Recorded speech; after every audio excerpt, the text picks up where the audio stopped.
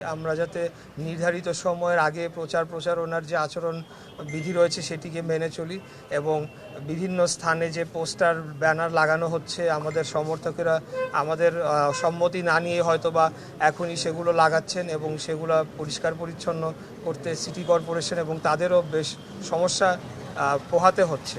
তো এই বিষয়গুলো নিয়ে আমাদেরকে একটু সচেতন করলেন।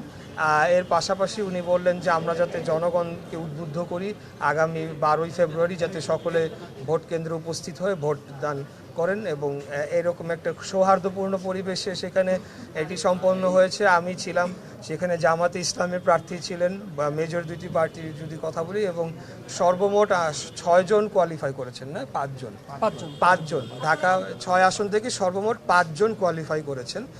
আজকে এটি আর কি আজকে নির্বাচন কমিশনের আমাদের যে ঢাকা 6-এর সংশ্লিষ্ট অফিসের মাধ্যমে বরাবরই জানিয়ে আসছি, এটা করতে প্রস্তুত রয়েছি। যেহেতু বিএনপি একটি বড় দল, আমাদের সংগঠন রয়েছে, আমরা একটি শান্তিপূর্ণ এবং গণতান্ত্রিক এবং সকলেই যাতে ভোট কেন্দ্রে উপস্থিত হয়ে প্রার্থীদেরকে ভোট দিতে পারেন সেটি নিশ্চিত করার জন্য আমরা সকল কিছু করার জন্য প্রস্তুত রয়েছি।